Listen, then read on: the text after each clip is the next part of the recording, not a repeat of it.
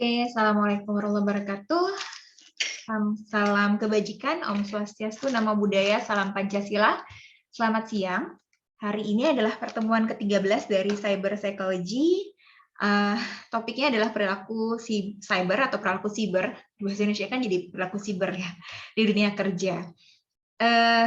Ya seperti yang kalian sudah ketahui sebelum-sebelumnya ya, ini materi ke-13 minggu ke depan adalah pertemuan terakhir.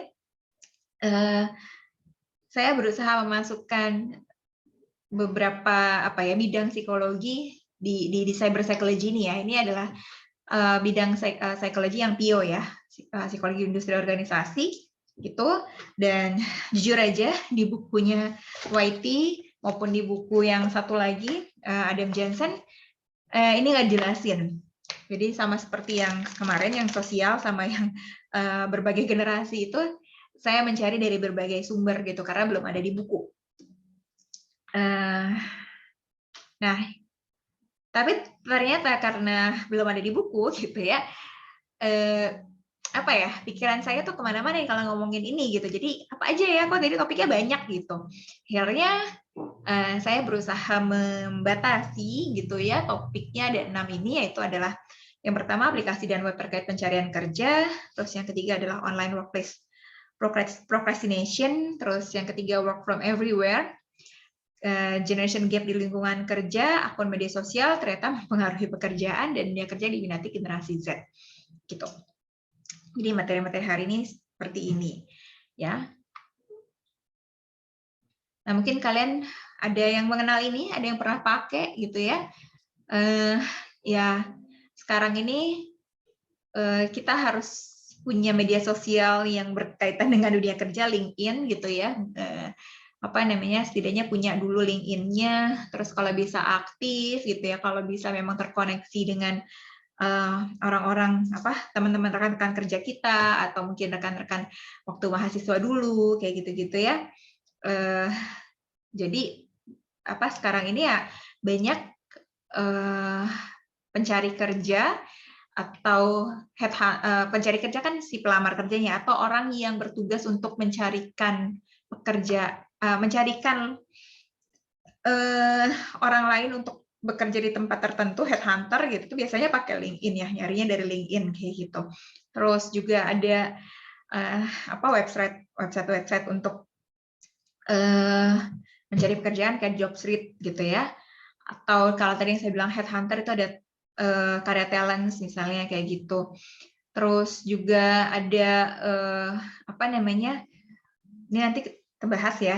Ini ada beberapa nih, rata-rata sih ini semua terkait dengan pencarian kerja, terutama web untuk mencari kerja ya, JobsDB, Job2Go kayak gitu-gitu ya, Urban Hire kayak gitu-gitu. Tapi ada juga yang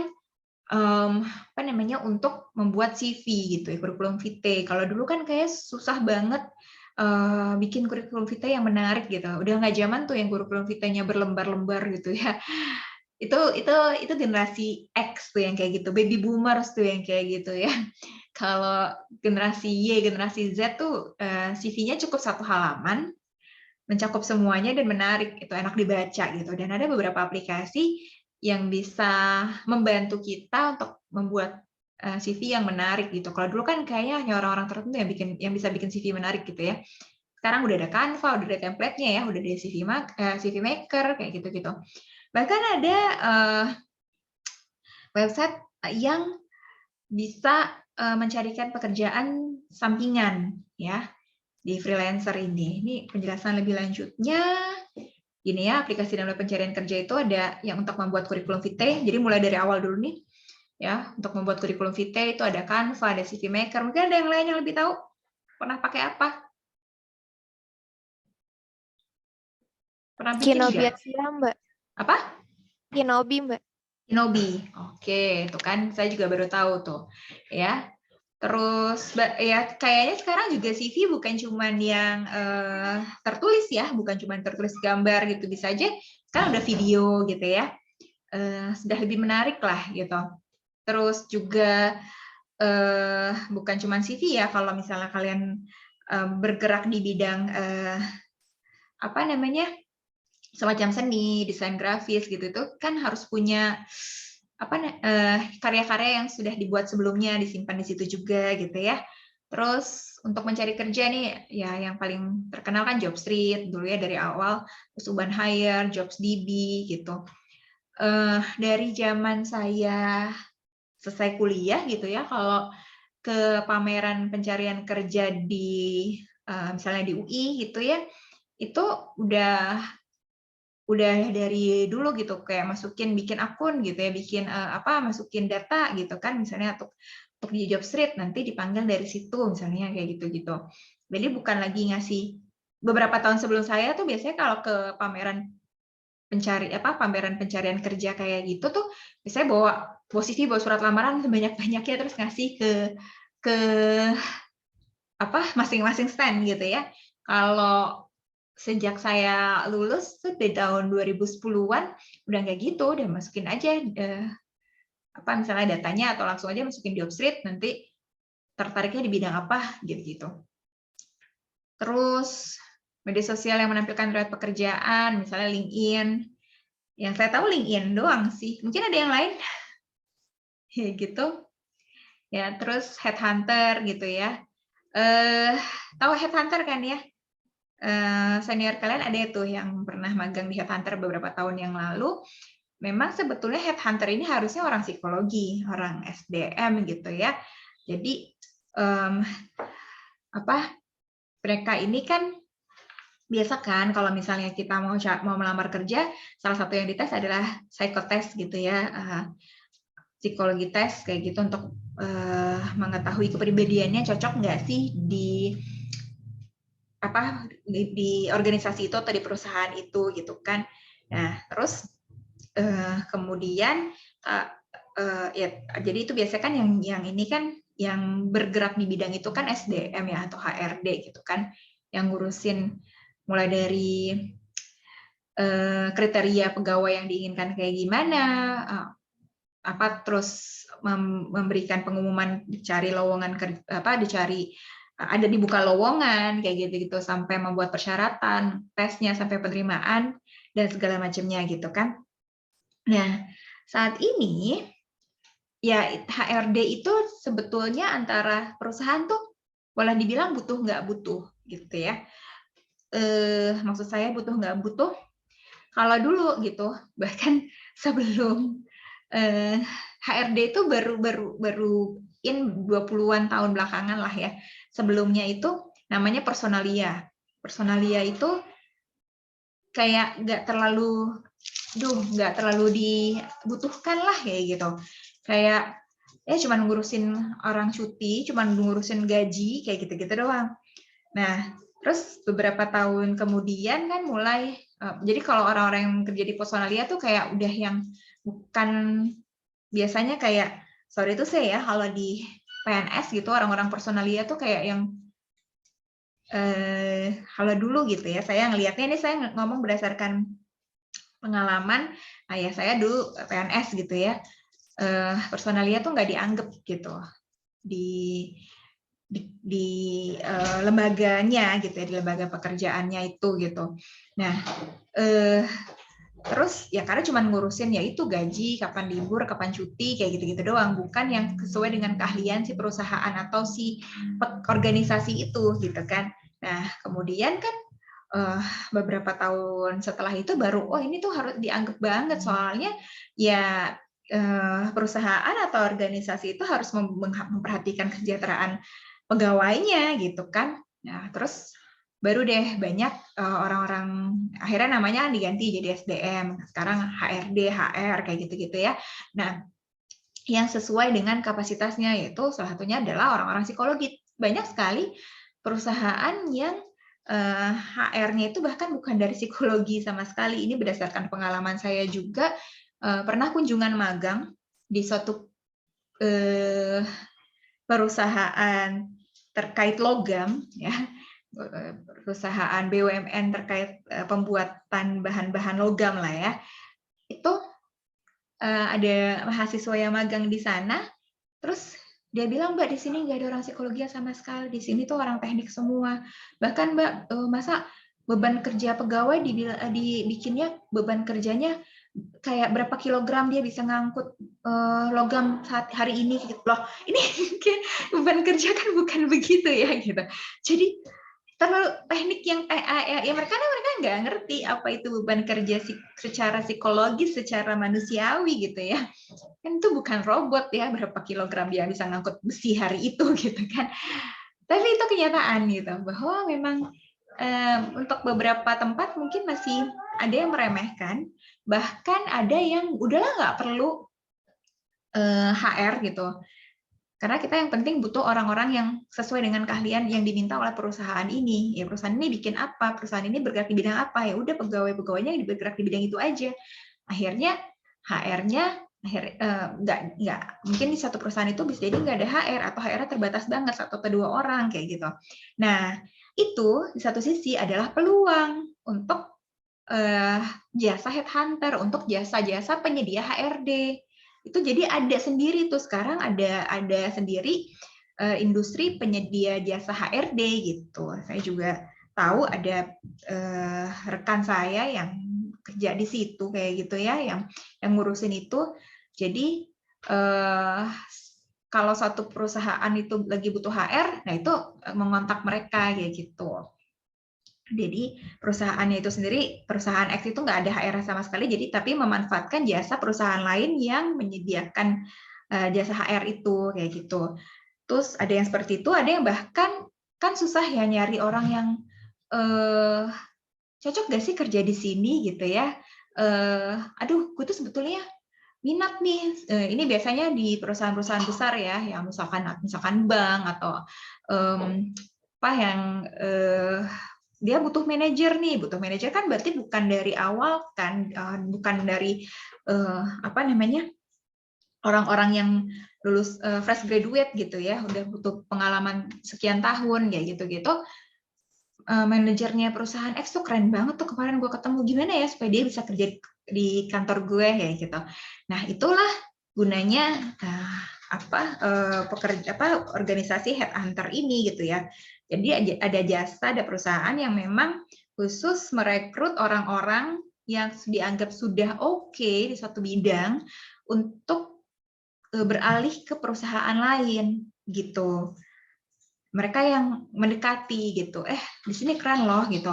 Biasanya orang-orang yang udah manajer atau segala macam itu bukan cuma ngelihat gaji ya, gaji mungkin udah biasa aja, tapi misalnya apa yang bisa ditawarkan si perusahaan itu yang nggak ada di perusahaan dia, kayak gitu. Misalnya tantangan lebih gimana ya gitu ya, atau misalnya ada kesejahteraan apa ya gitu-gitu yang perusahaan dia nggak ada, gitu. Nah itu headhunter dan dia butuh banyak orang psikologi sebetulnya ya, dan ada juga kemarin mahasiswa saya yang magang di perusahaan headhunter ini ya, yang udah besar nih, Karya Talents ya salah satunya gitu.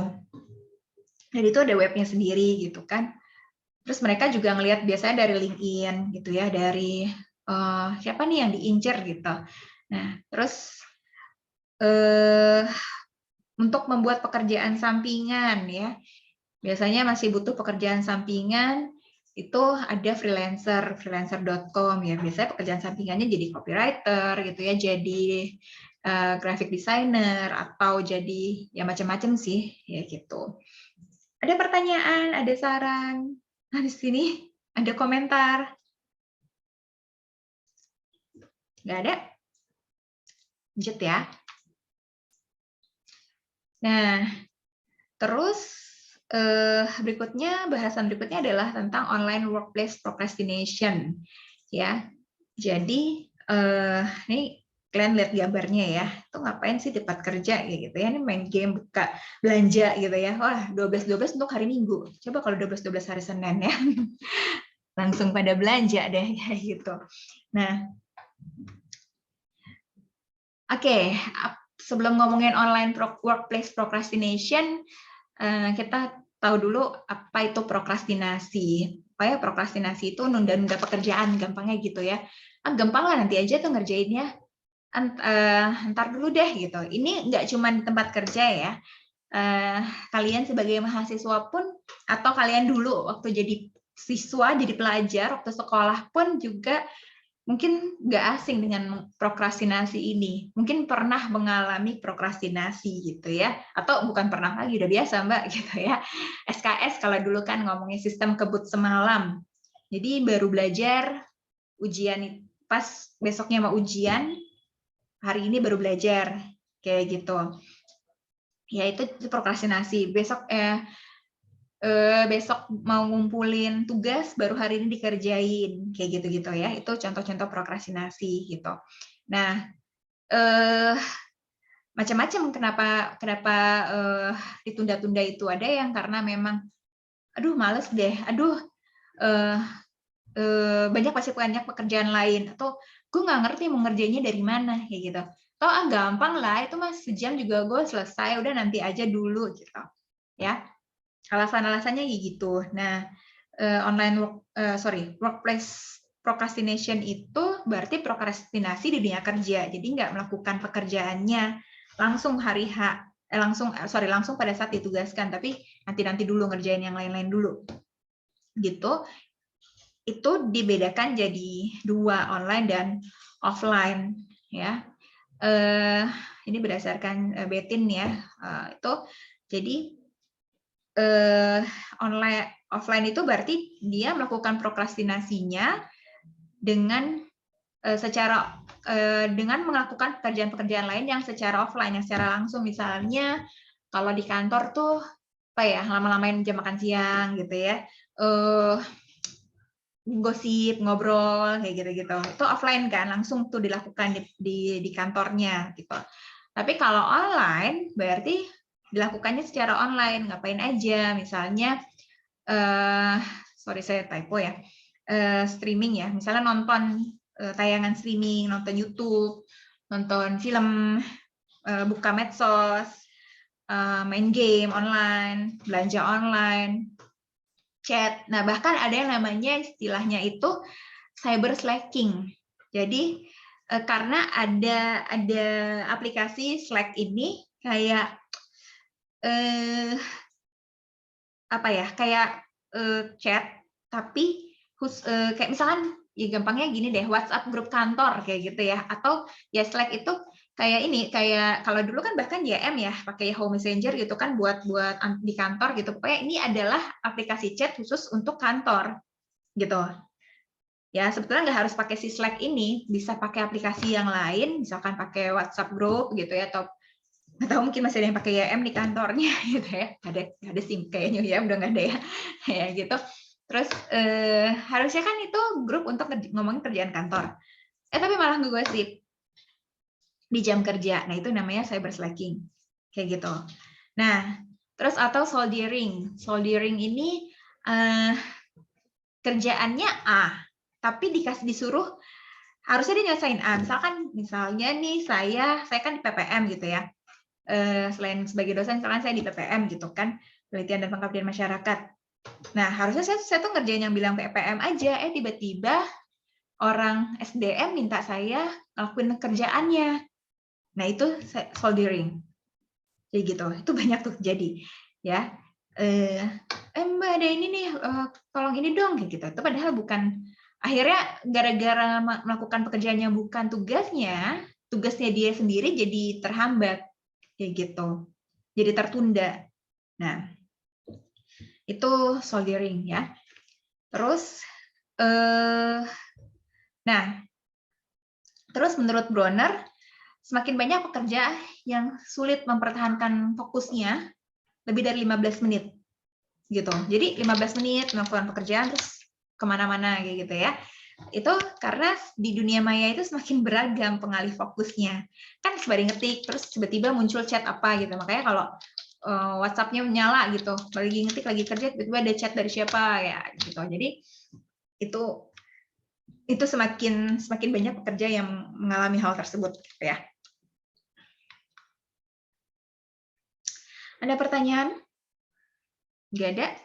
Lanjut, work from everywhere. Nah, saya kok banyak typo sini.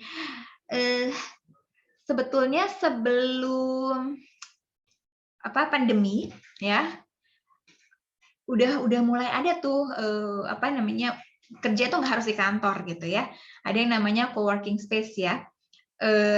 Jadi ya sejak tahun berapa ya? 2018, 2019 tuh yang saya tahu salah satu co-working space yang pertama di Jakarta itu di Smesco ya. Itu bahkan dari tahun berapa ya? 2014, 2013, 2014 deh. Kalau nggak salah. Jadi memang waktu itu saya belum ngajar ya, belum jadi dosen tuh saya waktu itu masih mencoba bikin apa ya, semacam perusahaan bareng teman-teman S2 saya gitu. Terus yang bergerak di bidang apa ya yang kalau saya sih waktu itu bikin jasa liburan buat anak gitu ya. Sebenarnya itu cuma salah satu bagian dari si perusahaan ini gitu. Nah, terus kan kita nggak punya kantor ya. Nah, tapi kan kita butuh alamat kantor gitu. Kita butuh ruang meeting kalau emang perlu meeting kayak gitu-gitu. Kadang-kadang kalau memang kita butuh kerja bareng, kita perlu tempat ruangan kerjanya. Nah, itu waktu itu di Smesco yang pertama kali ada kayak gitu. Nah, itu co-working space ya. Sekarang sih semakin banyak ya, semakin menjamur lah di Sudirman tuh kayak banyak banget ya. Pada Jakarta tuh di daerah Sudirman tuh co-working space gitu. Nah, jadi ya kita nyewa bisa per hari gitu ya atau per bulan gitu. Ya tergantung mau nyewa meja doang atau mau nyewa beberapa ruangan, beberapa meja gitu, beberapa kubikel, ada yang bentuknya kubikel, ada yang bentuknya ya meja-meja terbuka seperti ini gitu, atau juga misalnya menyewa ruang meeting gitu. Atau ada juga sih per tahun misalnya butuh alamat kantornya, berarti nanti kalau ada surat penyurat yang offline gitu dikirim ke situ kayak gitu. Nah, itu co-working space. Terus dengan adanya pandemi nggak boleh ke kantor gitu ya, ya udah mulai ada tuh work from home gitu ya. Jadi kerjanya di rumah masing-masing. Lama-kelamaan orang mulai bosen gitu ya kerjanya di rumah. Terus ketika waktu itu kan PSBB ya, yang 3 bulan itu PSBB ya, yang awal-awal banget. Itu ya oke lah, benar-benar 3 bulan di rumah gitu. Terus karena juga mall tutup ya, kafe juga tutup segala macam begitu. Sudah mulai longgar, kafe mulai buka, bosen di rumah. Terus mulai work from cafe. Terus kan dengan hotel-hotel banyak yang nggak didatengin orang, terus mulai tuh ada work from hotel gitu ya, menawarkan bekerja dari hotel gitu kan. Bahkan ada yang terbaru, work from Bali. Ini kemarin saya baca itu dari Sandiaga Uno ya, Menko Parekraf ya, salah satu program pariwisata untuk meningkatkan mengembalikan lagi pariwisata di Bali. Beberapa kantor, terutama kantor pemerintahan, jadi ASN atau PNS gitu ya, pegawai BUMN, terus pegawai-pegawai startup gitu, itu diminta gitu atau gimana lah, pokoknya programnya kerjasama sama si kantornya gitu untuk kerja dari Bali, khususnya yang dibuka itu di Nusa Penida gitu. Nah, atau ya mungkin nanti ya bisa juga sih kerja dari tempat wisata yang lain gitu. Kalau saya sih ya ke Bali mah ya liburan ya, ngapain mau pekerjaan. Tapi mau nggak mau loh, ini yang nanti saya juga bahas, mau nggak mau waktu saya juga waktu itu ke Bali tahun 2017 ada penelitian gitu, tetap aja harus bimbingan skripsi gitu ya, nggak bisa lepas ternyata kayak gitu. Jadi curcol. Nah, terus siapa aja sih yang bisa melakukan work from everywhere gitu ya? Kan nggak semua pekerja itu bisa melakukan work from everywhere ya. Dokter ya nggak bisa dong masa mau operasi online kayak gitu kan. Ya, jadi ya memang yang pekerja-pekerja yang intinya hanya membutuhkan laptop untuk pekerjaannya, ya, membutuhkan laptop jaringan internet untuk pekerjaannya, itu bisa work from everywhere gitu ya. Ya jajaran pimpinan, manajer, pokoknya yang bisa semuanya pakai laptop aja, bisa nge-zoom, bisa ketik dan segala macam, hanya butuh laptop itu bisa work from everywhere kayak gitu ya. Tapi kalau kerjaannya memang harus misalkan resepsionis gitu ya, atau frontliner di bank kayak gitu-gitu ya, CS kayak gitu-gitu ya kan nggak bisa gitu ya, itu harus langsung gitu. Ya polisi ya nggak bisa lah ya gitu kan, jadi ya hanya tertentu. Dosen masih bisa ya work from everywhere. Kalau guru relatif nggak bisa karena kliennya gitu ya, siswa pelajar itu kan ya sekarang ini lebih susah, makanya sekolah lebih duluan masuk karena lebih susah ngajarin anak sekolah tatap muka pembelajaran jarak jauh PJJ dibanding mahasiswa gitu. Kalau mahasiswa masih bisa kan, kalian sudah lebih dewasa gitu untuk belajarnya gimana, fokus segala macam. Kalau anak-anak ya nggak bisa lah, dengerin 1 jam aja udah bosen kali mereka, mana nggak ketemu gitu kan. Akhirnya ya guru relatif lebih susah untuk work from everywhere gitu ya. Penulis termasuk wartawan, content writer, copywriter, novelis gitu ya, itu mereka bisa nulis dimanapun itu. Graphic designer kayak gitu-gitu ya, pekerjaan-pekerjaan yang memang melakukannya secara cyber gitu, itu memang bisa kerja dari manapun. Nah, work from everywhere tuh ada kelebihan dan kekurangannya. Kelebihannya apa? Satu, fleksibel. Bisa kerja dari manapun, nggak butuh tempat khusus, nggak butuh ruangan tertentu gitu kan. Enak dong, bisa waktunya kapanpun sebetulnya. Suasana kerja juga nggak membosankan. Kan biasanya kalau ruangan kantor kan gitu-gitu aja gitu ya misalnya. Tapi kalau misalkan bisa kerja dari hotel, bisa kerja dari Bali, kan suasananya nggak membosankan gitu. Mengurangi biaya dan waktu perjalanan dari dan ke kantor. Ya jelas lah, banyak, apalagi macet ya. Kalau di Jakarta sendiri gitu kan, mulai dari generasi Y, generasi saya gitu, itu banyak orang yang pulang kantor tuh nggak langsung pulang ke rumah. Ya biasanya kantor, apalagi kalau kantornya tuh ya misalkan di Sudirman gitu ya, di Tamrin, kantornya di situ udah banyak mall, kantornya di atas mall, bahkan kantornya di PS, kantornya di GI gitu ya misalnya ya, kayak gitu, itu biasanya mereka turun dulu gitu ke mall atau ke mall dulu gitu, selesai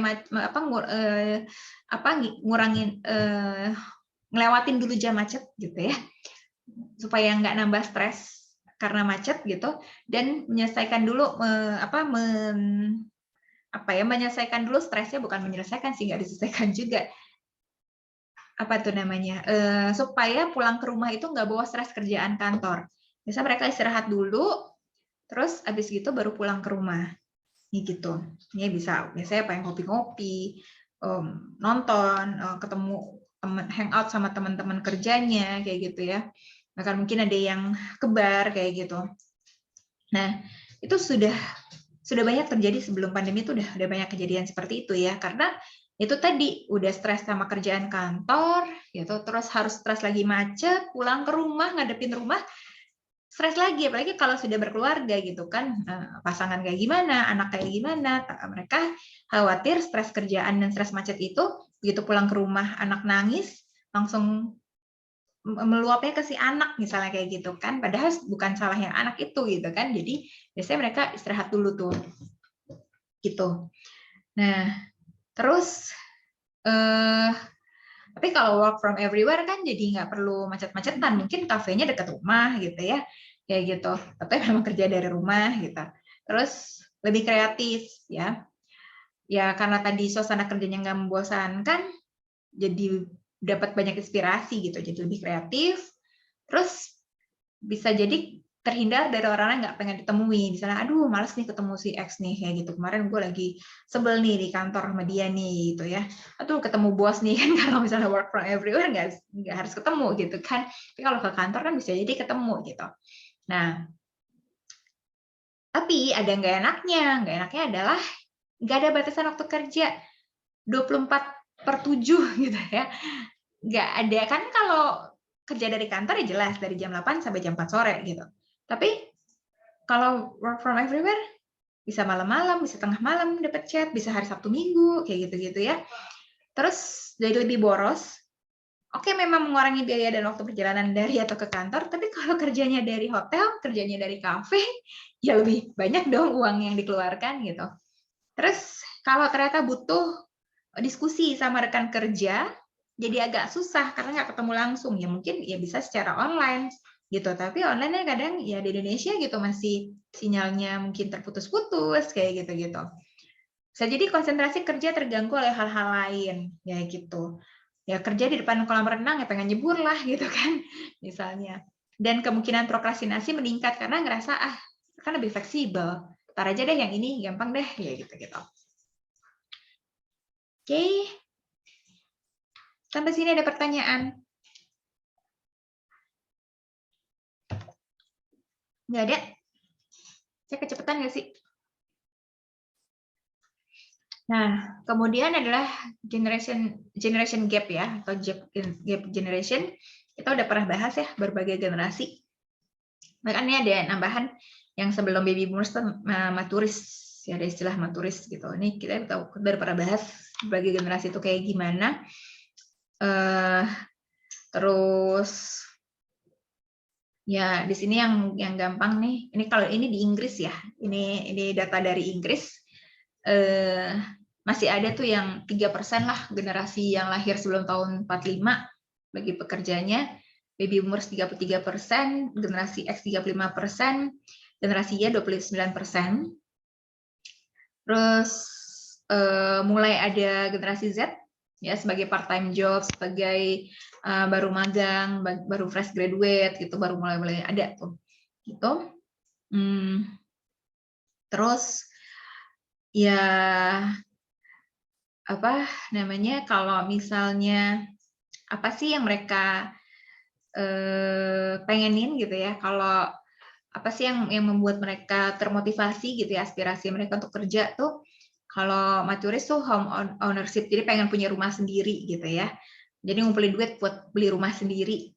Kalau baby boomers job security, jadi yang penting mereka nggak dipecat gitu, mereka pekerjaannya aman nih buat mereka seumur hidup mereka gitu ya. Generasi X work life balance, ya, mereka pengen kehidupan pekerjaan sama kehidupan di luar pekerjaannya seimbang. Terus kalau generasi Y freedom and flexibility, ada kebebasan lah gitu ya, ada fleksibilitas. Generasi Z security and stability, stabil, terus ada keamanan gitu ya, ada jaminan keamanan buat mereka kayak gitu. Terus ini yang lain-lainnya ya.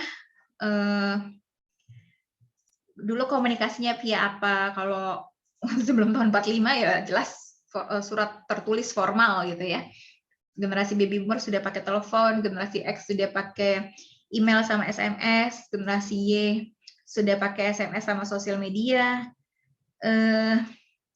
Kalau apa generasi Z sudah ya kayak di Zoom kayak gitu-gitu ya. Terus komunikasinya itu juga mereka beda-beda ya. Udah kalau yang generasi X pengennya langsung ketemu gitu ya.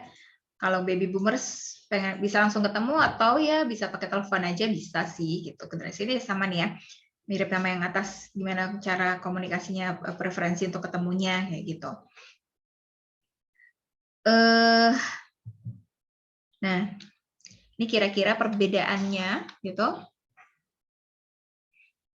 Nah, dan karena memang ada berbagai generasi di satu ruang pekerjaan gitu, ya. Jadi di sini, nah kalau kalian mau benar-benar kopas dari satu sumber, misalnya itu biasanya untuk definisi, misalnya atau untuk apa, itu harus ada tanda petiknya, ya. Terus dijelasin maksudnya ini apa, kayak gitu, ya. Ya jangan satu paragraf di tanda petik semua, itu harus setidaknya 1 atau 2 kalimat, gitu. Ya, itu udah besok nanti kalian belajar lebih lanjut ya, yang apa untuk yang anti plagiasi itu. Nah, jadi ya intinya perbedaan generasi itu yang jadi ada semacam gap, ada semacam kesenjangan. Gap itu bukan cuma perbedaan ya, tapi kesenjangan. Kok gue nggak nyambung sih sama dia gitu, itu kan kesenjangan ya, nggak cuma berbeda. Berbeda kalau misalnya masih nyambung kan nggak apa-apa ya, tapi ini berbedanya terus bikin dia nggak nyambung gitu. Nah, mulai dari perilaku, ya cara berbicara, ya antar generasi, yang karena ada perbedaan waktu apa ya lahir gitu. Nah, ini bisa jadi mengganggu juga nih di pekerjaan gitu ya, kalau mereka nggak bisa saling memahami. Nah, akhirnya gimana nih caranya supaya generasi gap itu bisa dijembatani, gapnya semakin berkurang gitu. Tadinya gapnya lebar banget gitu, kesenjangannya lebar nih kan mau nggak mau harus ada solusinya nih, harus dijembatani gitu ya.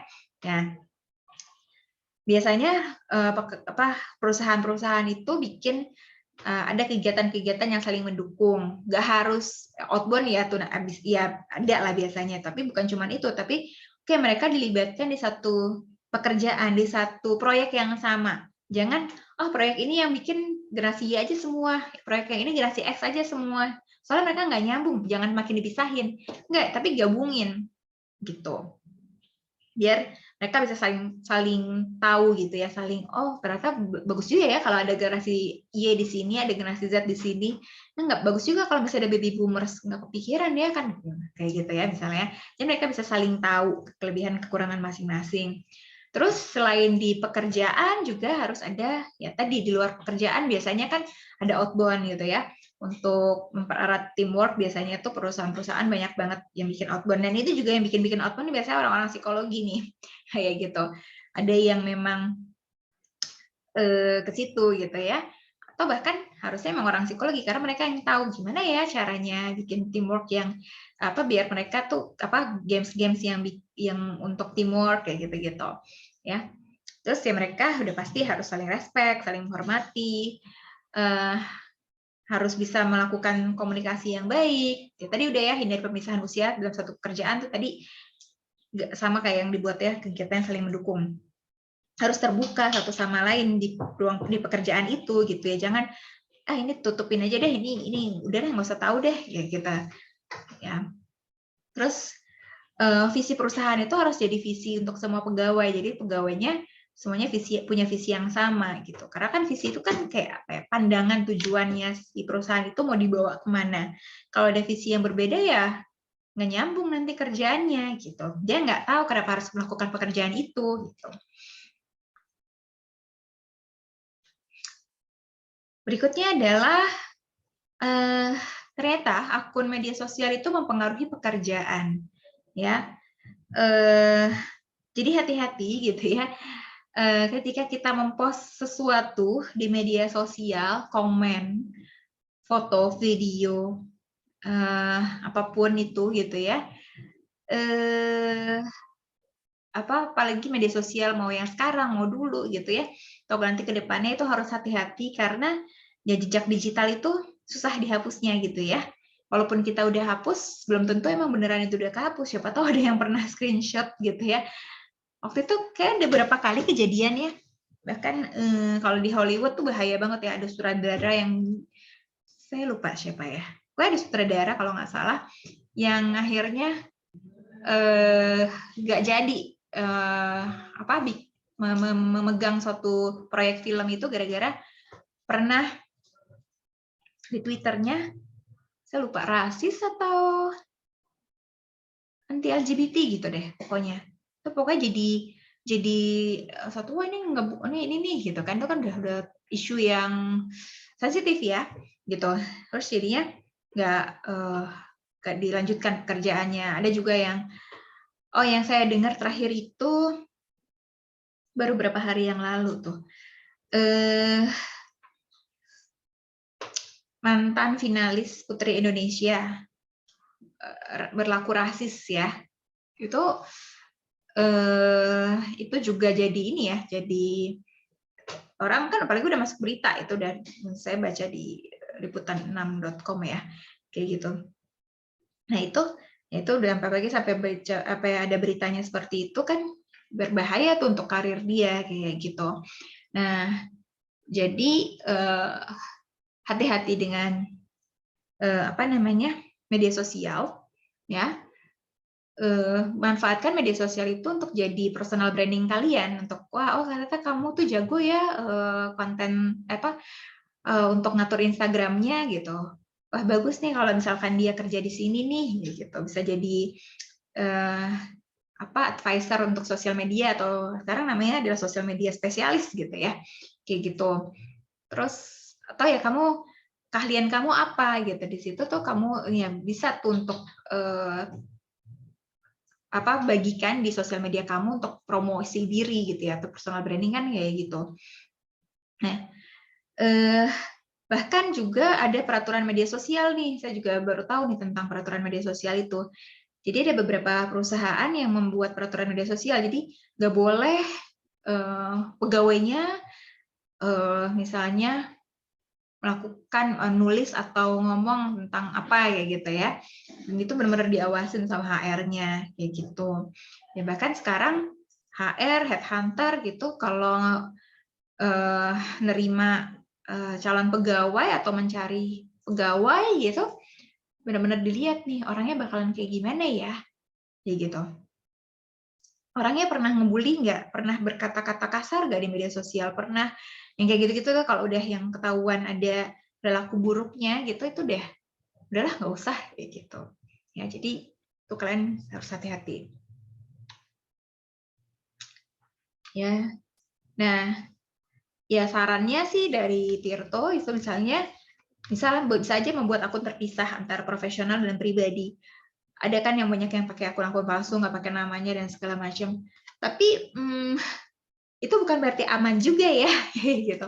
Bisa aja kena gitu ya, bisa aja ketahuan ya gitu ya. Nah, gimana caranya bisa ketahuan akun palsu kita gitu ya, atau akun sekunder kita ya gitu. Nah, tapi setidaknya kalau dipisahkan, jadi oke, yang ini adalah untuk akun profesional, yang ini adalah untuk akun personal ya gitu. Ya, itu bisa kelihatan kan. Bisa lebih rapih lah setidaknya. Ya. Terus unggahan gitu ya, juga harus khusus diatur lah, lebih rapi lah pokoknya. Karena sekarang ini banyak 40-60% manajer perusahaan mengamati medsos calon karyawannya gitu. Terus pada saat bekerja jangan buka medsos dulu, dan untuk urusan pribadi begitu juga sebaliknya kayak gitu. Ya. Oke. Nah, ini terakhir. Coba kalian buka sebentar ya. Ini saya tuh Mentimeternya entah kenapa ngaco lagi. Jadi bisa nggak kalian tulis, nih WhatsApp-nya.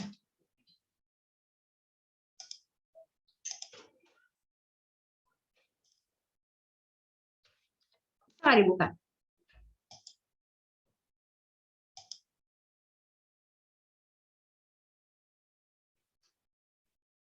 Halo?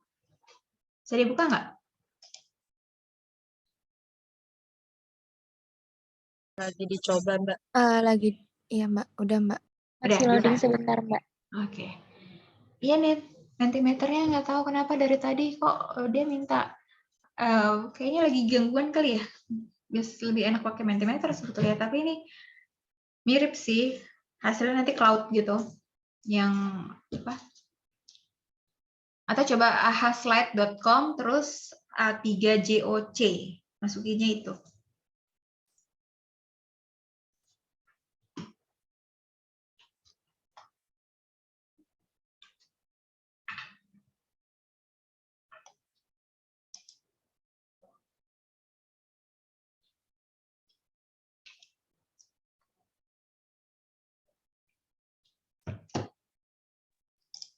Mbak bisa diulangi, soalnya yang linknya presentation not found.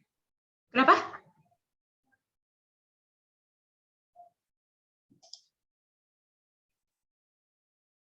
Coba ya.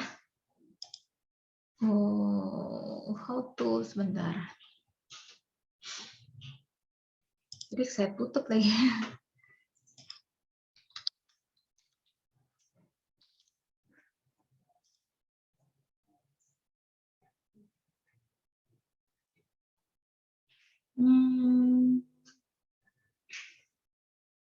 Jadi saya udah join ya.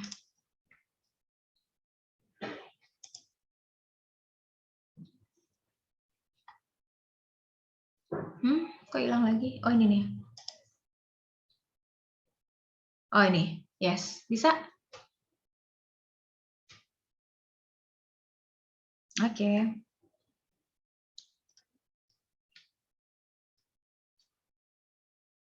A3JOC ya. Thank you Lintang. Oh ini bahkan bisa nge-like gitu ya, saya baru tahu. Oh jadi, kalau misalnya ada satu dan nulis yang sama, tinggal di like gitu aja ya. Oke. Saya baru tahu nih. Kalau yang hijau apa? Nggak ada tuh di sininya. Ini nge-like tuh artinya kalian milih human resources atau yang love? Saya bahkan nggak tahu nih. Si hearts buat apa? Buat ini aja, buat emoji aja ya? Iya kayaknya. Oh, buat emoji aja. Saya pikir, oh human resources ada 14 orang, enggak ya? Oke.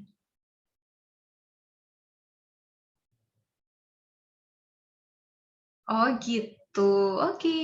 Lucu juga nih.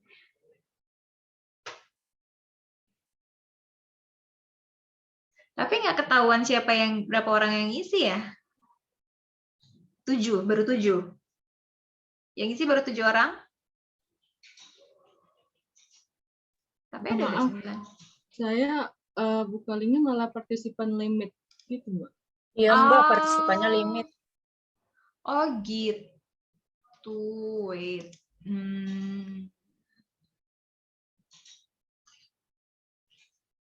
Gimana caranya?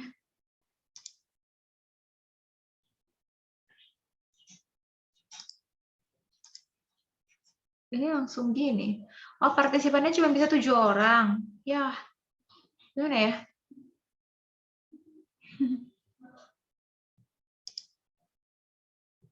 Sweet height stop. Kok gitu? Sebentar. Nih, saya baru pertama kali pakai nih. Kalau di Mentimeter kan nggak ada. Gimana caranya ya? Edit. Invite to edit, share, clear result. Nggak ada. Oh, ada largest 7.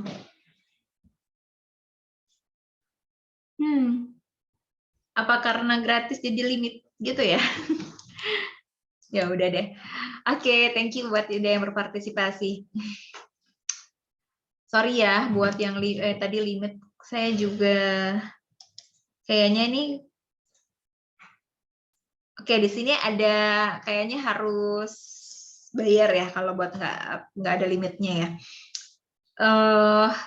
Oke, di sini ada yang jawab human resource, ada yang jawab staff HRD, jadi psikolog, wirausaha, profiler kriminal, keren nih, video editor, kan ngambil psikologi kriminal ya, dari profiler kriminal ini, businesswoman, business consultant, kerja di event organizer, market researcher, oke, tuh.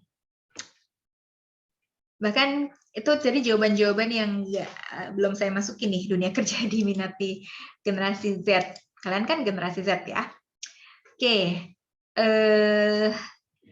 Nanti kita lihat ada beberapa yang saya masukin ya, selain tadi apa namanya yang dari surveinya. Saya pengen tahu aja benar apa enggak gitu ya. Apa yang saya kan dapetinnya dari berbagai sumber ya, dan yang saya amatin gitu. Nah, begitu survei kalian ternyata ada beberapa yang lain gitu.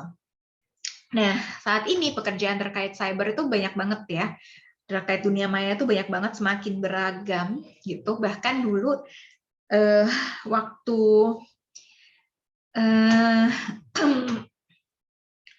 IT itu masuk Indonesia mungkin sekitar tahun 97-98 ya. Kakak sepupu saya itu di Fasilkom UI angkatan pertama tuh dia tahun 98.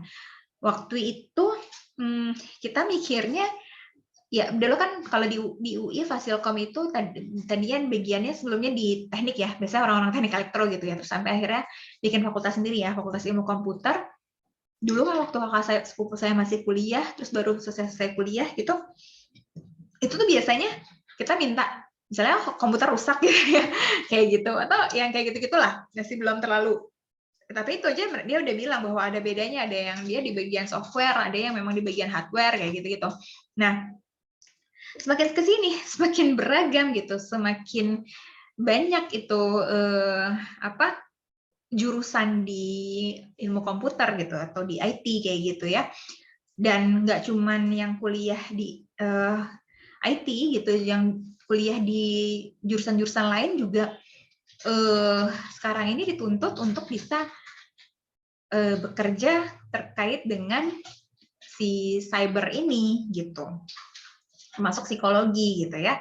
Dan apalagi kemarin kita udah ngomongin tentang Internet of Things gitu ya, banyak sekali aplikasi gitu terkait dengan kehidupan kita sehari-hari tuh mulai bermunculan, sehingga ada yang disebut startup ya, perusahaan startup atau perusahaan rintisan. Sebetulnya sih startup itu bisa perusahaan apapun yang baru dibuat gitu ya. Cuman sekarang ini startup itu kalau udah ngomongin startup berarti ngomonginnya ke ini pasti perusahaan digital nih gitu, perusahaan aplikasi nih kayak gitu, bikin aplikasi apa nih, misalkan kayak Gojek gitu ya, aplikasi Bukalapak atau Tokopedia kayak gitu-gitu. Padahal sebetulnya namanya startup itu kan baru merintis gitu, bisa apapun gitu. Jadi sekarang jadi di bidang aplikasi gitu ya. Nah, nih kira-kira yang bisa saya tadi waktu bikin ini coba cari, saya anak-anak sekarang tuh maunya kerja di mana sih? Wah, heboh yang kalau di Jakarta tuh pengen jadi pegawai SCBD gitu. Kayak gajinya jutaan. Padahal sebenarnya sama aja sih, yang bawah-bawah ya tetap aja 5 sampai 6 juta gitu ya. Yang di atas 30 juta itu yang udah yang sama kayak tempat lain yang udah high class gitu, yang udah pimpinannya gitu. Kalau yang lainnya sama aja gitu sebetulnya. Atau waktu itu sempat beredar, lulusan UI 8 juta gajinya. Enggak, lulusan S1 UI 8 juta ya, enggak juga sih. Saya lulusan S1 S2 UI gajinya juga pas begitu pertama kali fresh graduate enggak langsung segitu gitu ya. Jadi sebetulnya tidak se-wow itu ya, ini para mahasiswa gitu, pekerjaan walaupun di SCBD misalnya kayak gitu, keren tuh Mbak SCBD, Mas-mas SCBD, sampai ada TikToknya gitu ya. Bajunya bermerek dan segala macam, iya bisa ya bisa enggak gitu, belum tentu semuanya begitu gitu. Malah teman-teman saya yang kerja di SCBD banyak yang ngeluh gitu bahwa makanan di sana mahal gitu ya, jadi mesti bawa makanan sendiri rumah gitu kan. Terus ya tuntutan gaya hidup itu juga kan nggak bisa semuanya bisa memenuhi kayak gitu kan. Terus mau kerja di startup gitu ya, kerja di Tokopedia, Bukalapak, apalagi sih Gojek kayak gitu-gitu. Emang sih kerja di tempat yang kayak gitu, saya aja yang generasi Y itu ngerasa nyaman ya. Kalau waktu saya pernah datang ke Kumparan. Kumparan tuh waktu itu baru banget ya. Pernah kerjasama gitu sama Kumparan. Itu enak banget memang, ada kolam renangnya gitu ya, ada kayak kafenya, terus sofanya apa tuh yang duduknya kayak ada kayak bantal gitu, yang duduknya apa sih namanya? Beanbag kayak gitu. Terus ya memang ada TV-nya, ada yang kayak gitu lah pokoknya. Memang nyaman gitu. Dan ini kalau ini saya ambil Bukalapak ya, ini situasi di Bukalapak kayak gitu ya kantornya.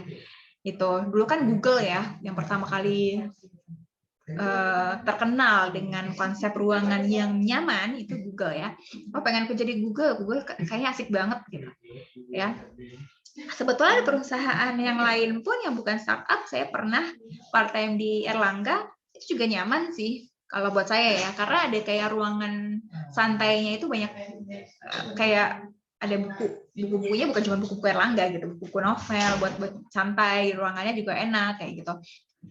ya gitulah, mulai Instagramable lah, padahal itu tahun 2000-an awal ya, kayak gitu. Nah, cuman ya memang kalau di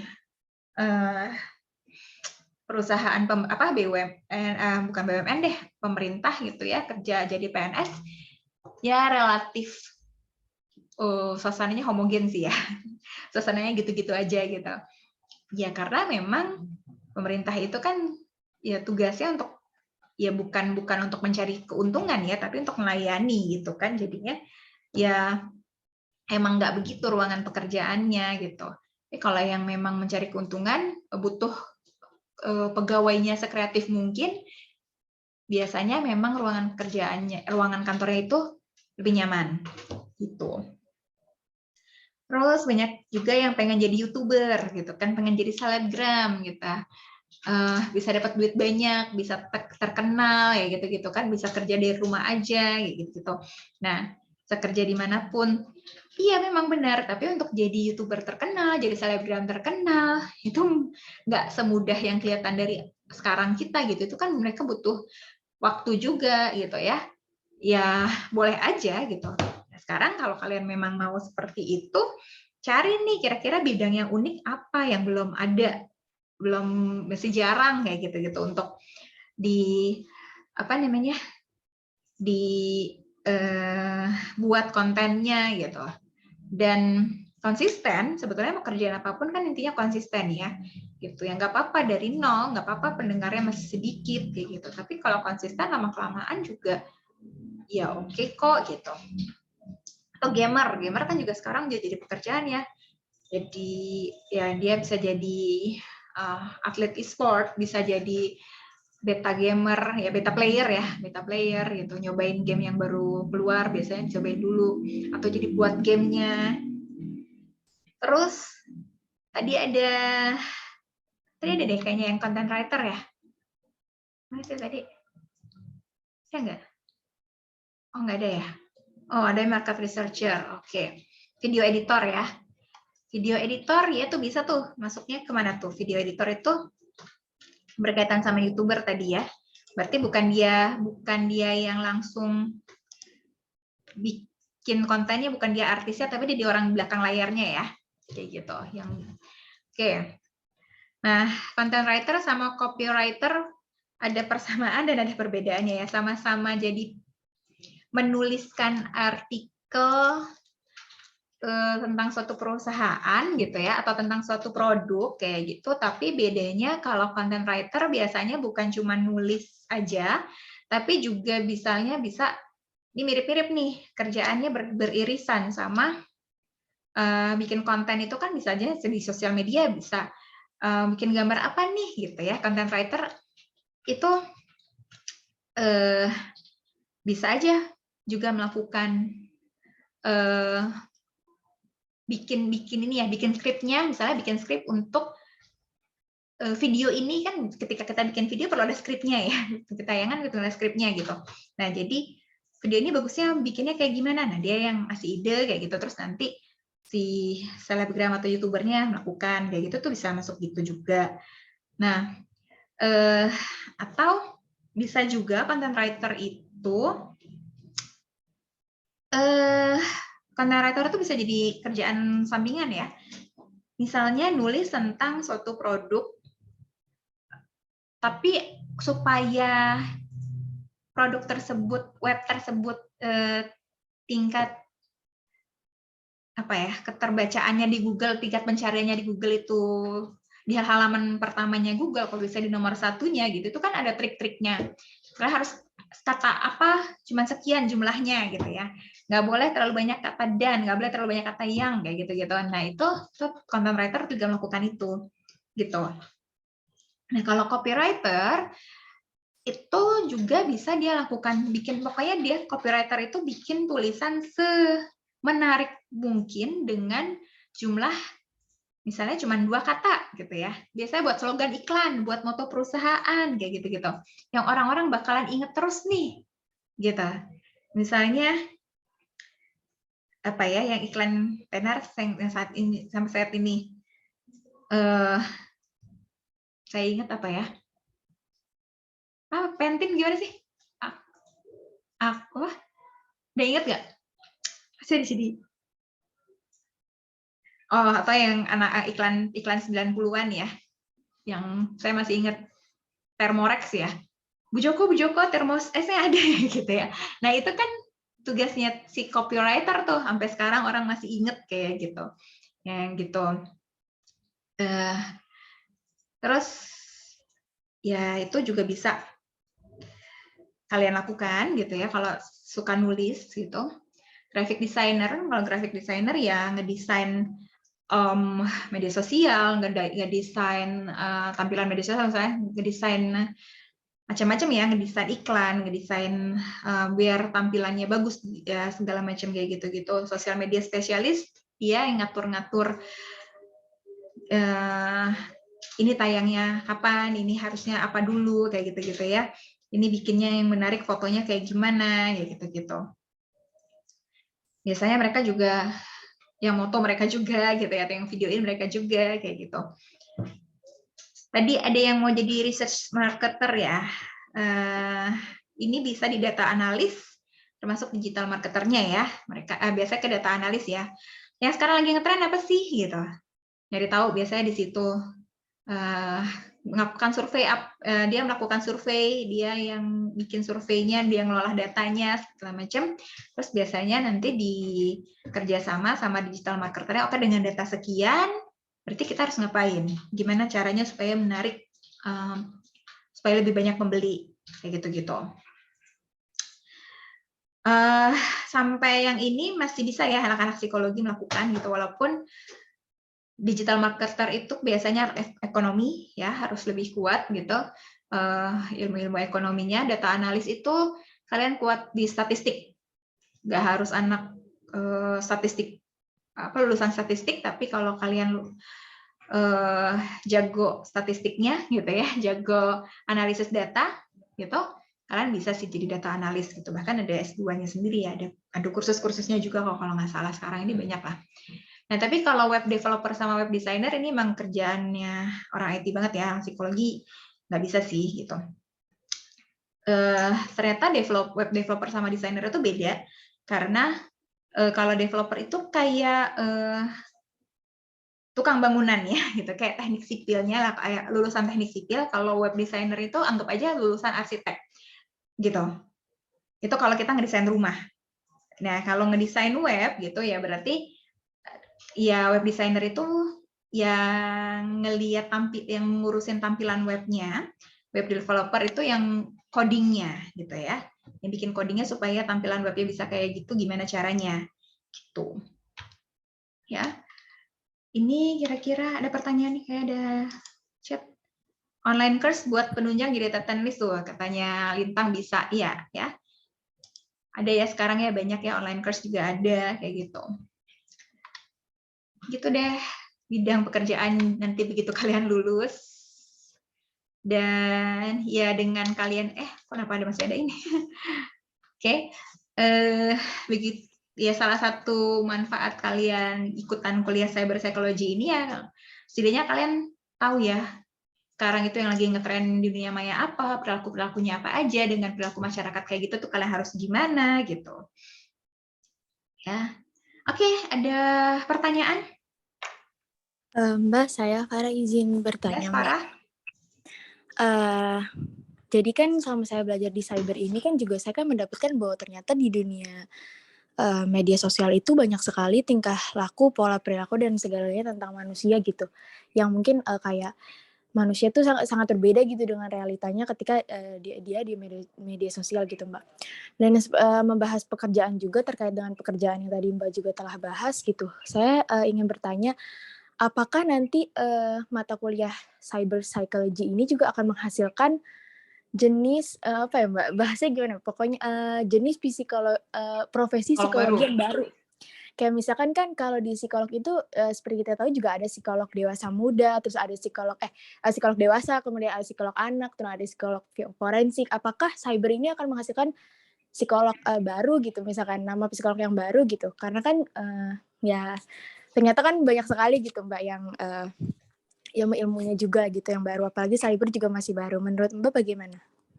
Thank you Farah, pertanyaannya bagus ya. ya bisa jadi ya cyber psychologist gitu ya, ahli cyber psychology gitu ya, bisa jadi ada gitu.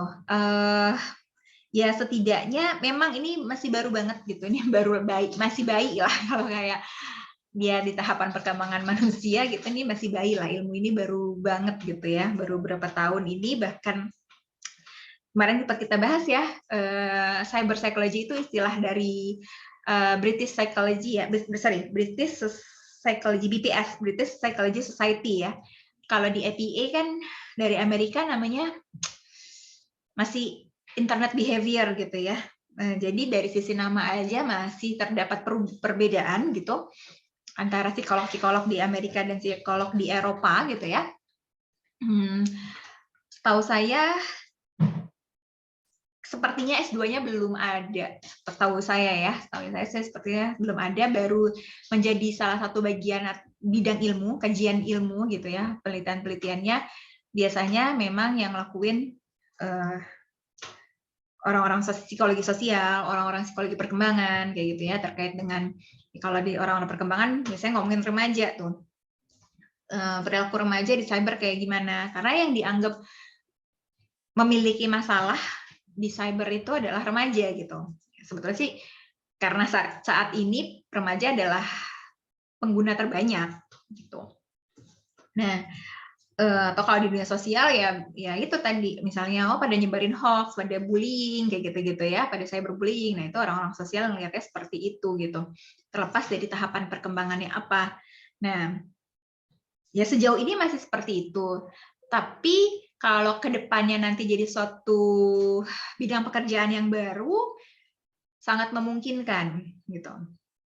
Sangat memungkinkan, mungkin bisa jadi setidaknya dia bisa jadi semacam advisor gitu ya di sosial media spesialis atau di data analis kayak gitu kan. Kalau data analis kan sejauh ini kita cuma ngelihat tren data dari orang statistik gitu, tapi kan kita kalau ini misalkan yang kita kalian belajar statistik gitu ya, hipotesis terpenuhi, terus kenapa kalau hipotesis itu terpenuhi? Kan kita harus jawab gitu. Terus apa yang akan kita lakukan dengan hipotesis, dengan data segini? Dengan data misalnya cyberbullying meningkat gitu misalnya ya, datanya gitu. Terus harus gimana? Terus orang psikologi harus gimana ngelihat data itu gitu. Nah, itu ya bisa suatu saat jadi jadi konsultan gitu ya. Setidaknya jadi konsultan dulu nih untuk orang-orang yang membutuhkan gitu.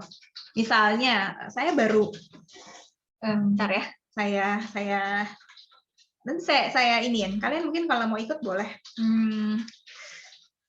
Sebentar, saya tadi dapat dari mana ya? Ada webinar lah, ada semacam webinar. Kapan nih? Tanggal berapa? Tanggal 16. Mungkin kalian bisa ikutan. Gratis ya. Nanti saya share di grup kita. Judul ini Mas Faisal yang ininya ya. Tahu Mas Faisal kan ya? Udah dapat kuliah sama Mas Faisal psikologi politik? Belum? Iya Mbak, sudah Mbak. Udah ya.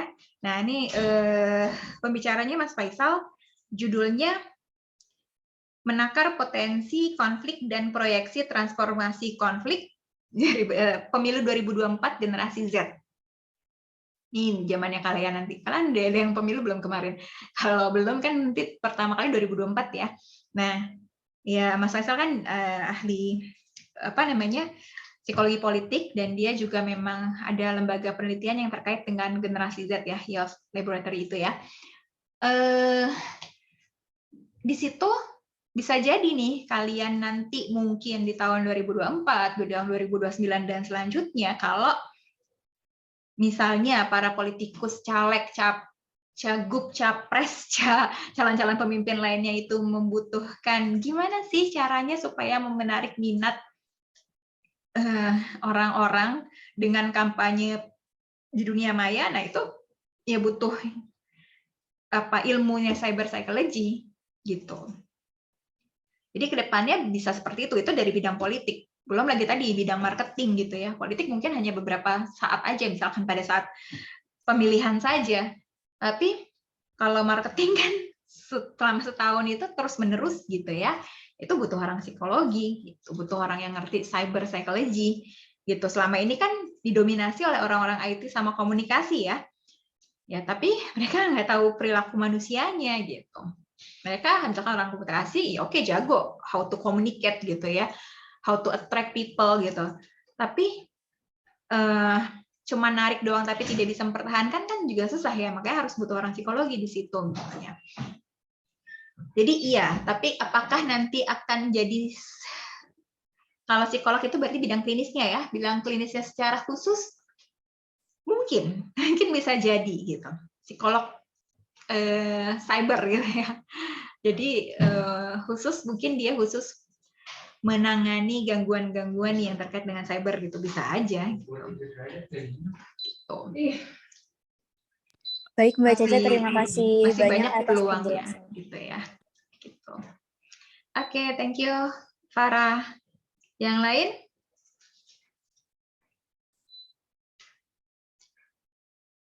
Yang terdekat itu tadi ya, konsultannya, mungkin lebih ke konsultan dengan berbagai, karena kan kalau konsultan perilakunya umum ya, nggak harus yang ada gangguan, tapi kalau psikolog berarti kan dia harus ada gangguan gitu ya. Kalau konsultan ini buat semuanya gitu, bisa. Semua orang yang beraktivitas di dunia maya ya bisa gitu. Kalau psikolog berarti kan harus ada gangguannya dulu gitu, baru bisa gitu ya. Biasanya kan gitu ya, atau dia menyadari ada hal apa, ada gejala apa, baru bisa konsultasi gitu. Gitu. Yang lain silakan kalau mau tanya. Saya tambahin poin dulu buat Farah.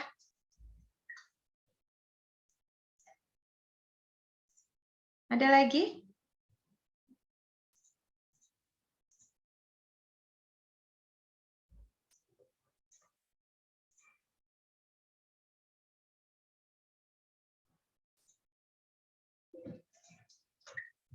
Lagi?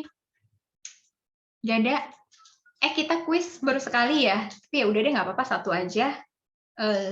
Nanti tugasnya UASnya ya, yang tugas sudah semua, udah tugas individu, udah tugas kelompok udah ada kan ya? Saya agak lupa nih. Udah Mbak, yang waktu itu game itu Mbak, tentang game. Oh ya, udah ya, berarti udah ada semua, tinggal lebih okein aja nanti buat UASnya gitu ya. Ya UASnya nanti pokoknya bentuknya PPT. Maksudnya kalian nggak perlu mengirimkan naskah sheet Word atau PDF gitu-gitu. Jadi kalian mau bikin aplikasi atau webnya apa, itu tuangkan di PPT gitu ya, dan nanti PPT-nya itu dipresentasikan. Karena keterbatasan waktu UAS biasanya cuma 2 jam, jadi presentasinya ya kalian kirimkan link YouTube aja ya, terserah mau presentasinya mau pakai macam-macam ya sekarang, mau pakai PPT-nya langsung bisa, mau pakai misalnya pakai Zoom bisa, mau pakai ya Zoom kan bisa ya sendirian aja kalian di situ gitu, misalnya kayak saya suka ngasih rekaman itu biasanya sendiri doang tuh di situ. Oh ya, dengan macam-macam ya sekarang untuk present gitu ya. Nanti yang dinilai adalah ya satu, originalitas ya, maksudnya originalitas tuh enggak wah harus bikin yang benar-benar baru ya, enggak sih. Misalnya mau bikin apa ya, Zoom gitu, yang kayak Zoom gitu, apa tuh, media teleconference misalnya ya. Tapi bedanya apa teleconference, aplikasi teleconference kalian dibanding yang udah ada saat ini dan terkait dengan cybernya ya, dengan psikologinya. Yang kalian harus ini psikologinya. Oh misalnya kayak tadi kan saya baru tahu tuh tadi Haslet tadi dia keterbaruannya dibandingin Mentimeter, ternyata ada emojinya gitu. Ternyata misalnya untuk di Zoom nggak ada tuh untuk menyampaikan emoji misalnya gitu ya, nggak ada bagian khusus. Nah di sini di tempat kalian nih ada untuk misalnya jadi si pembicaranya merasa dihargai kayak gitu. Misalnya ya itu kan keterbaruannya di situ. Tuh. Terus Nama ya, ini makanya ini penting banget kreativitas kalian. Coba dicek begitu namanya, jangan sampai ada yang udah ada gitu. Nih kalian benar-benar pikirin seakan-akan kalian mau bikin itu baru gitu. Bahkan kalian pakai nama Zoom juga ya, jangan dong, Zoom kan udah ada ya gitu. Googling aja gitu, cari nama. Misalnya kalau udah ada jangan dipakai gitu. Tuh, terus ya ini ya. Tujuan dan manfaat aplikasi itu apa, menyasar siapa, kayak gitu-gitu ya. Misalnya, oh ini bagusnya buat remaja nih, oh ini bagusnya untuk siapa nih, kayak gitu. Jadi disesuai dengan teori-teori psikologi, gitu. Teori-teori baik di cyber psychology maupun teori, misalnya kalian dapat di psikologi perkembangan, dapat di psikologi sosial, kayak gitu-gitu, boleh. Gitu. Ada landasan ilmiahnya buat itu, gitu. Tapi secara psikologi dari jurnal boleh, dari buku boleh, kayak gitu. Misalnya untuk mengantisipasi cyberbullying, kalian bikin aplikasi apa, gitu. Tuh, kan terus kenapa sih? Oh karena ada landasannya nih, ada latar belakangnya. Kenapa kalian bikin itu? Karena banyak banget cyberbullying data. Jadi kalian ungkapkan dulu, presentasikan dulu latar belakang kenapa kalian buat aplikasi itu, gitu. Terus tujuan dan manfaatnya apa, kayak gitu. Terus bentuk aplikasinya gimana dijelasin. Kalau misalnya mau pakai gambar, mau pakai ya bisa ya sebisa kalian lah. Misalnya mau gambar sendiri pakai tulisan tangan terus difoto baru dimasukin ke PowerPoint kalian boleh. Kalau misalkan kalian mau desain pakai Canva atau segala macam boleh, atau kalian mau minta bikinin sama orang yang lebih ahli, teman yang lebih ahli untuk gambarannya tuh boleh gitu. Tapi idenya segala macam tulisan itu semua dirangkum oleh kalian. Misalnya cuma minta bantuin, gue nggak bisa ngedesain nih, gue pengennya bikinnya kayak gini-gini. Bisa nggak sih gambarin kayak gini gitu. Aplikasinya kayaknya gini-gini. Itu boleh aja. Paling sebutin aja namanya, kamu dibantu sama siapa. Gitu. Biar tetap jujur gitu ya, tetap oh ya nggak, itu nggak akan mengurangi nilai gitu. Tapi yang pasti pada saat kalian presentasikan itu memang dari ide kalian sendiri, ya. Ada pertanyaan nggak?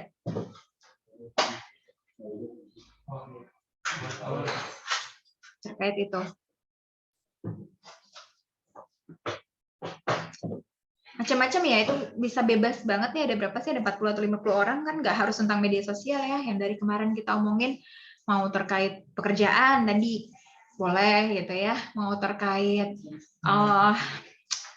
online education boleh, mau terkait games, mau bikin games yang menarik buat remaja misalnya, atau buat siapa, buat supaya lebih oke nih, boleh gitu. Atau mau bikin supaya materi psikologi misalnya biopsikologi lebih mudah, misalnya caranya gimana, boleh kayak gitu. Itu materi psikologi apa gitu, boleh ya gitu sih, terserah ya gitu. Tapi itu tadi ada latar belakang ya, secara ilmiah mungkin bisa ada datanya. Misalkan tadi mau yang bikin anti cyberbullying, berarti kan harus ada data. Memang kenapa cyberbullying, apakah meningkat, apakah banyak banget sampai kalian pengen melakukan itu gitu, membuat web atau aplikasi yang anti cyberbullying ya gitu ya. Oke. Biasanya berangkat dari diri kalian aja dulu. Kalian tuh ngerasa gimana ya, atau kalian ngelihat observasi di sekitar kalian tuh kayak gimana ya gitu. Yang butuh tuh aplikasi apa ya? Oke. Kalau nggak ada lagi, saya print screen ya. Oke. Ya, Farah. Oke, siapa lagi mau buka layar? Bintang. Ayani. Oke. Ya, satu. Lintang tadi jadi nggak? Oke, nggak apa-apa, Cindy. Ya.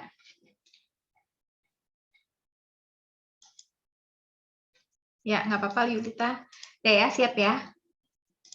1, 2, 3. Sebentar.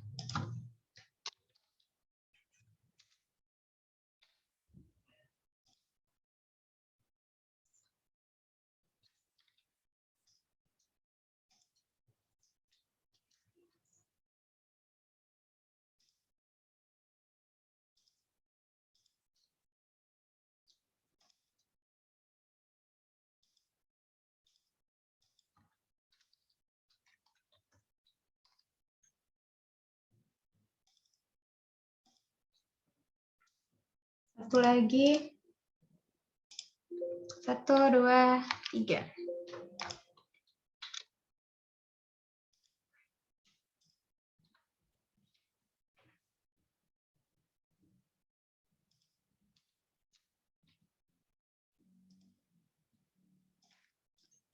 Oke, terima kasih semuanya. Sampai jumpa ya, nggak apa-apa Gintaras. Pekan depan pertemuan terakhir, habis itu kita UAS, dan tolong karena ini berarti apa tuh namanya exam apa istilahnya take home exam ya. Kalau saya nggak tahu, kita bakalan, saya udah dapet jadwalnya, kita bakalan bakalan UASnya di hari apa. Misalnya adalah di hari Senin pertama, misalnya ya. Saya nggak tahu sih tanggal berapa. Tanggal berapa sih? Misalnya di tanggal 3 Januari, misalnya ya. Di tanggal 3 Januari UASnya gitu. Hari Senin kan, itu hari Senin pertamanya UAS misalnya. Nah, biasanya akan saya kasih seminggu, karena kan ada waktunya seminggu ya, berarti akan saya kasih di tanggal 27 Desember.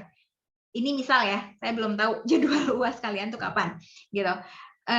Nah, berdasarkan pengalaman, tolong jangan kalian udah ngerjain, udah bagus, udah ngirim gitu, udah bikin videonya segala macam, tapi gara-gara belum bayar, kalian nggak bisa buka Google Classroom-nya, ya. Semester lalu ya banyak kejadian kayak gitu ya, kalau nggak salah di kognitif ya, gitu. Jadi tolong selesaikan administrasinya ya sebelum tanggal 3 Januari, gitu, ya. Jadi sebelum hari H, bukan ya, saya nggak tahu tanggal berapa lah itu, pokoknya sebelum hari H pertama UASnya. Sayang banget kan kalau kalian udah lakuin itu semua, tapi nggak bisa ngumpulin gara-gara terkait dengan masalah administrasi. Pesan saya sih gitu, soalnya kemarin kejadian waktu kognitif gitu kan, waktu saya melakukan take home exam, banyak banget yang nggak bisa masuk ke Google Classroom-nya di hari Senin pertama itu, gitu ya. Oke, semuanya sehat-sehat, sampai ketemu pekan depan. Assalamualaikum warahmatullahi wabarakatuh. Selamat siang. Waalaikumsalam warahmatullahi wabarakatuh. Terima kasih banyak Mbak Caca. Terima kasih Mbak. Ya.